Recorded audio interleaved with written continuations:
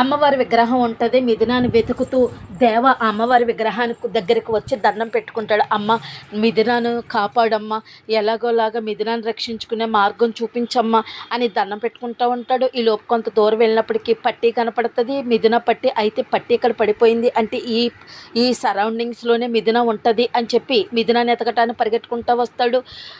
దేవ ఇక్కడేమో కట్ చేస్తే ఇక్కడేమో మిథున నన్ను ఎవరు తీసుకొచ్చి పెట్టారు ఇక్కడ నా కోసం, దేవ వెతుకుతూ ఉంటాడు. మా ఫ్యామిలీ దేవ ఫ్యామిలీ చాలా టెన్షన్ పడుతూ ఉంటారు, ఎలాగైనా ఇక్కడి నుంచి తప్పించుకోవాలని చెప్పి అక్కడ నన్ను రక్షించండి, నాకు తలుపు తీయండి, నాకు నీరసంగా ఉంది అంటే ఆ రౌడీలు గబగబా భయపడిపోయి వచ్చి తలుపు తీస్తారు. అక్కడ పడిపోయిన ట్యాక్ చేస్తుంది. వెంటనే ఆదిత్యకి ఫోన్ చేసే టైంకి వాళ్ళిద్దరిని బండకర్రలతో కొట్టేసి పారిపోతూ ఉంటుంది. మళ్ళీ పారిపోయిన వాళ్ళని మళ్ళీ రౌడీలు వెనకాలే పరిగెత్తి మళ్ళీ తీసుకొచ్చి మళ్ళీ ఇంట్లో పడేస్తారు.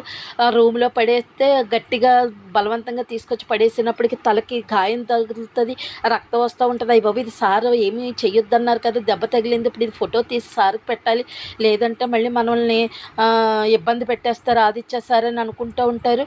కట్ చేస్తే ఇక్కడ దన్నం గుడికి వెళ్తారు శారద అలాగే లలిత. అంటే మిథున వాళ్ళమ్మ దేవ వాళ్ళమ్మ గుడికి వెళ్ళి వస్తే వాళ్ళేమో మాట్లాడుకుంటారు. మిథున బాగానే దొరుకుతుంది, ఆ అమ్మవారి దయ ఉంటుందని చెప్పుకుంటూ ఉంటారు. ఈ పక్కనేమో సత్యమూర్తి గారు మీరేం కంగారు పడకండి, టెన్షన్ పడకండి జడ్జి గారు, మా అబ్బాయి సాయంత్రానికల్లా తీసుకొస్తాడు మిథునాన్ని వీళ్ళు మాట్లాడుకుంటుంటారు. వీళ్ళందరూ సరదాగా వీళ్ళందరూ కలిసి మాట్లాడుకుంటే చూడలేక సూర్యకాంతం ఆ త్రిపుర వస్తా త్రిపురాన్ని రెచ్చగొడుతుంది. వాళ్ళంతా ఒకటైపోయారని వెంటనే త్రిపుర కోపం వచ్చేసి ఏంటి అత్తయ్య గారు మనం వీళ్ళు ఇచ్చే టీలు టిఫిన్లోనే భోజనాలు తినడానికి వచ్చామా, అయినా మీరు అలా మాట్లాడేసుకుంటున్నారు, మిథున గురించి వెతకటం మానేసి అసలు ఈ పరిస్థితి రావడానికి కారణం ఈ దేవా ఫ్యామిలీయే కదా, అలాంటి వాళ్ళతో మీరెందుకో అలా కలిసి ఉంటున్నారు, మావయ్య గారు కూడా మారిపోయారు అని అంటూ ఉంటుంది. ఎందుకమ్మా అలా నెగిటివ్గా మాట్లాడుతావు అని అంటది బామ్మ.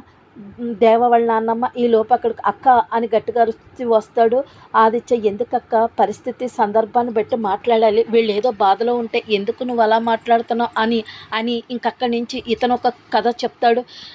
దేవశత్రువులే ఏదైనా చేస్తుంటారు మిథునాని, దేవ తీసుకొస్తే ఊరుకుంటారా, మిథునాని చంపేస్తారు.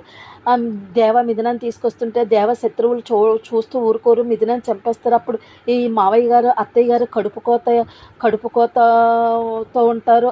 ఇలాగని ఒక రెచ్చగొట్టి ఒక భయభ్రాంతులు చేసేస్తాడు. ఆ మాటలు ఈ మాటలు చెప్పి అతనేమో హరివర్ధన్ ఏమో జడ్జి గారు ఏమో టెన్షన్ పడిపోతూ ఉంటారు. వీళ్ళంతా టెన్షన్ పడుతున్నప్పుడు ఈ లోపు ఆదిత్య సెల్ ఫోన్కి మిథున పడిపోయిన ఫోటో పెడతారు. ఆ ఫోటో చూస్తూ ఆనందపడుతూ ఉంటాడు ఆదిత్య. కట్ చేస్తే మిథున కోసం దేవ వెతుకుతూ ఉంటాడు. ఈ లోపు ఆదిత్య దేవ దగ్గరికి వస్తాడు. ఏంటి మిథునని చంపేసావంట కదా నువ్వు, అది అందరూ అంటున్న మాటే అని చెప్పేసి అంటూ ఉంటాడు. నేను చంపలేదు, అయినా ఎవరో ఏదో అనుకుంటారని నేను పట్టించుకోను, నేను నా మిథునాను క్షేమంగా రక్షించుకుని తీసుకెళ్తాను, కానీ నా మిథునాన్ని ఎవడైతే కిడ్నాప్ చేశాడో వాడిని మట్టికి అసలు వదను, అనవసరంగా మిథునాన్ని కిడ్నాప్ చేసి ఈ దేవత ఎందుకు పెట్టుకున్నానా అనేలాగా చేస్తాను, మిథునాన్ని కిడ్నాప్ చేసినాడు పని అని చెప్పి వార్నింగ్ ఇచ్చి అక్కడికి వెళ్ళిపోతాడు.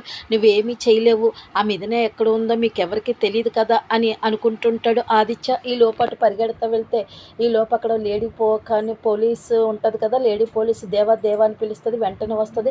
ఇక్కడే లాస్ట్ సిగ్నల్ పాయింట్ దొరికింది, ఫోను ఇక్కడే కట్ అయింది, ఇక్కడే ఉంటుంది అంటే ఇదిగో మేడం నాకు కూడా దొరికింది, ఈ పట్టి అంటే చాలా తెలివైంది మిథున, తనకి ఆచూకీ కోసం కావాలనే పట్టి పడేసింది, సరే మనం ఇక్కడే ఇంకొక గంటలో మనకు దొరుకుతుంది, మొత్తం సీసీ కెమెరా ఫుటేజ్ అంతా కూడా ఇప్పుడు వస్తుంది, ఇప్పుడు ఎవరు కిడ్నాప్ చేశారో ఒక గంటలో మనకు తెలుస్తుంది దేవా అని అంటూ ఉంటుంది పోలీసు ఎస్ఐ. అంతే ఫ్రెండ్స్.